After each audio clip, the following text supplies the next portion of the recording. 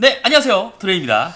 요즘 모바일 프로세서 성능이 매년 폭발적으로 성장을 하고 있죠. 특히 라이젠의 경우는 내장 그래픽 성능까지 정말 미친 듯한 성능을 보여주면서 값비싼 외장 그래픽이 필요 없는 분들에게는 여러 대안을 제공하고 있죠. 오늘은 그 중에서 라이젠 7 7840U라는 저전력 끝판왕 모바일 프로세서를 탑재한 굉장히 얇고 가벼운 노트북을 소개해보려고 하는데요. 바로 에이서 스위프트 엣지 16 올레드 울트라신 노트북에 대해 알아보도록 하겠습니다.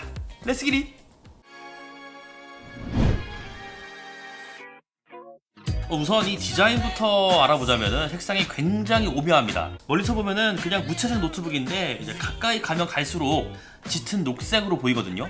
녹색 노트북은 많이 없는데 개인적으로는 조금 새롭기도 했고요. 그리고 알루미늄 소재를 활용해서 이 만졌을 때 이 고급스러움도 느껴지고, 그리고 모서리들이 이렇게 커팅이 되어 있는 것도 꽤나 고급스러운 느낌을 전해줍니다. 그래서 이름에 엣지라는 단어가 들어가 있는 것 같고요. 힘을 준 부분이 하나도 없습니다. 정말 심플한 외관이라고 생각이 들고요.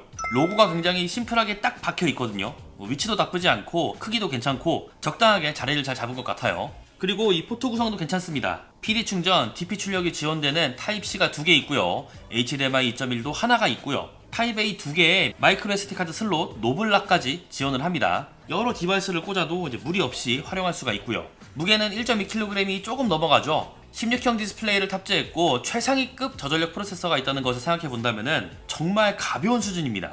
에이서 스위프트 엣지 16 제품은 16형의 올레드 디스플레이를 활용하고 있고요. 3200x 2000에 3.2K 해상도를 쓰고 있습니다. 미려한 표현까지도 가능한 해상도죠. 힌지 각도가 180도까지 지원되진 않지만 좀 이렇게 충분히 많이 젖힐 수 있는 것도 볼 수가 있고요. 안티글레어 처리는 되어 있지 않아서 이제 사물이 비치는 모습이 보이기는 합니다. 올레드의 장점이라고 하면 넓은 시야각, 높은 색역대, 명암비 좀 이런 거를 꼽을 수가 있는데요. 올레드답게 색역대는 뭐 끝판왕입니다. P3 NTSC 측정값 보면은 말도 안 되죠. 정말로 최상위 제품군에서 볼 수 있는 측정값입니다. 감마값도 2.2에 딱 맞춰져 있고요. 화면 밝기는 노멀 세팅 기준 400니트 살짝 못 미치고요. HDR 설정을 하면은 더 밝은 화면이 측정이 됩니다. 색상 정확도 역시 진짜 말이 필요가 없습니다. 색역대와 마찬가지로 최상위권입니다. 색을 표현하는 범위가 넓으면서도 정확하게 표현을 해주는 디스플레이라고 볼 수가 있고요. 굉장히 의외였던 게 주사율이 무려 120Hz입니다. 게이밍 노트북도 아닌데 고주사율이 들어갔거든요.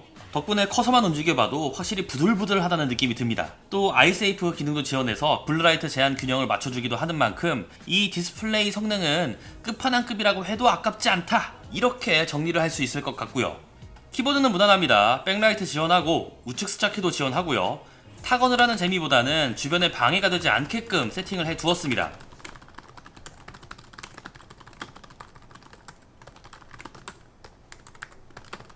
특수한 목적보다는 범용성 위주라고 보시면 되겠죠.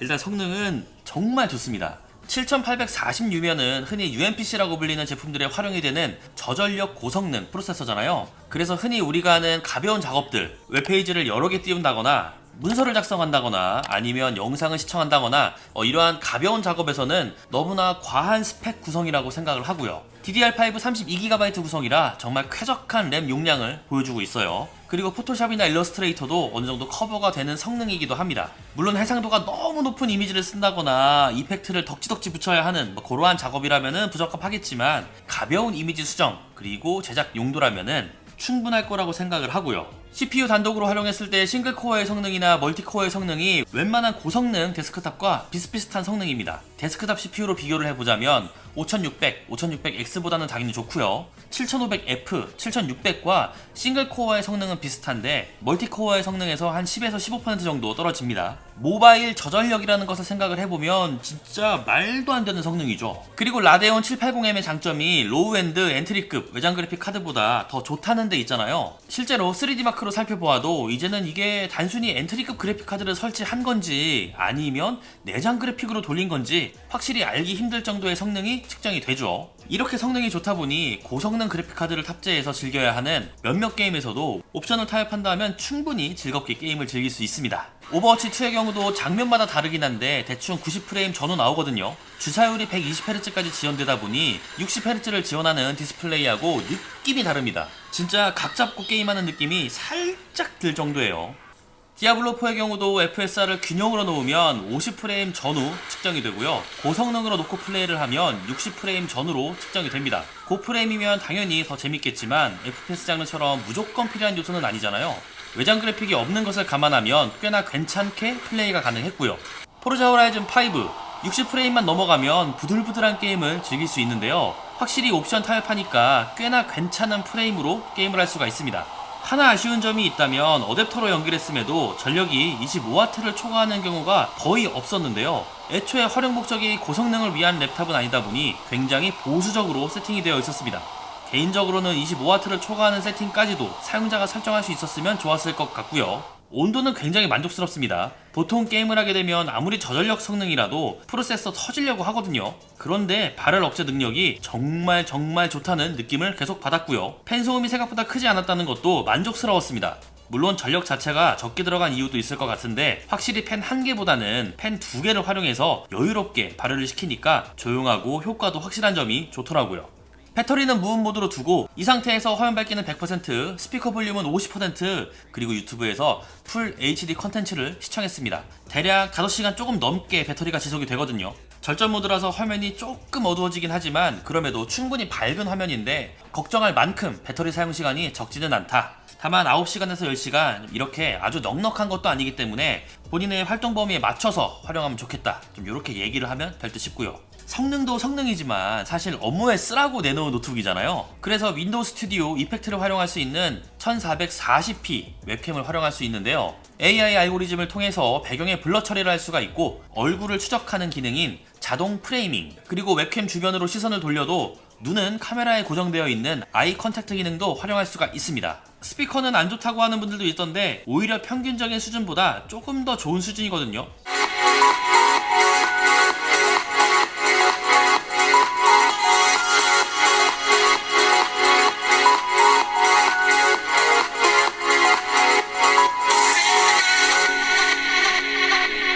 물론 구조적인 한계가 명확하지만 나쁘지는 않아 보입니다. 내부는 꽤 심플하죠. 우측에 프로세서가 보이고 주변에 하이닉스 DDR5 32GB 램이 온보드 형태로 위치를 하고 있습니다. 그리고 히트파이프를 따라가다 보면 새롭게 디자인된 팬 2개가 위치해 있고요. 공기 흐름을 최대 5에서 10% 개선시켰다고 하더라고요. 그리고 팬 아래에 기본 장착된 하이닉스 512GB SSD가 있고 우측 하단에 여분의 M.2 슬롯이 있습니다. 그리고 배터리 용량은 54W시로 확인이 됩니다. 무게를 위해 최대한 덜어내면서 챙길 건 꼭 챙긴 내부라고 볼 수가 있겠죠. 네, 이렇게 에이서 스위프트 엣지 16에 대해 정리를 해보자면 최상급 디스플레이 성능을 가지고 있고 라이젠 7 7846 모바일 APU 중에서 최상위권에 놓아도 이상하지 않고요. 발열 억제가 생각 이상으로 좋았고 팬 소음도 크지 않았습니다. 램도 32GB 세팅이 되어 있고 저장 장치 슬롯도 여유가 있고요. 부가 기능이라고 할 수 있는 PD 충전, DP 출력, 풀사이즈 키보드와 백라이트, 지문인 인식, 1440p 웹캠도 볼 수가 있고, 그리고 가장 큰 장점이라고 할 수 있는 이 얇은 두께와 가벼운 무게, 이러한 내용들이 스위프트 엣지 16 올레드를 설명할 수 있는 핵심 포인트가 될 거라고 생각을 합니다.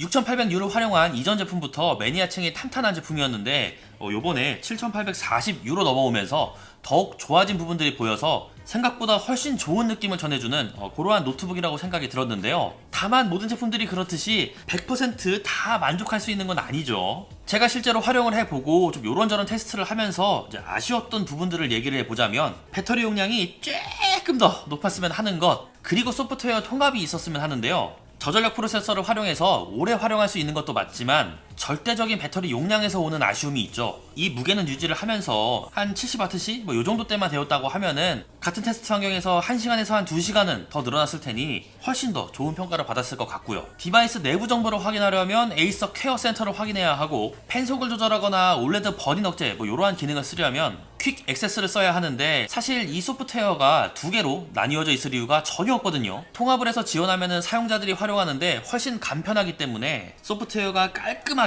통합이 되면 좋겠다, 이런 얘기를 제조사에 전달을 하고 싶네요. 이렇게 에이서에서 초경량 울트라신 포지션을 맡고 있는 스위프트 엣지 16 올레드 제품에 대해 알아보았습니다. 영상이 유익했다면 구독과 좋아요 해주시는 것 잊지 마시고요. 그럼 다음에 또 보자고요. 안녕! 활용 범위를 따져봤을 때 이 정도의 스펙이면은 굉장히 오버스펙, 정말 좋은 성능인 건 확실합니다. 다만 가격대가 조금 세죠. 네. 근데 뭐 다 좋아서 뭐 가격대가 비싼 게 맞기도 하고 뭐 그렇게 생각을 합니다.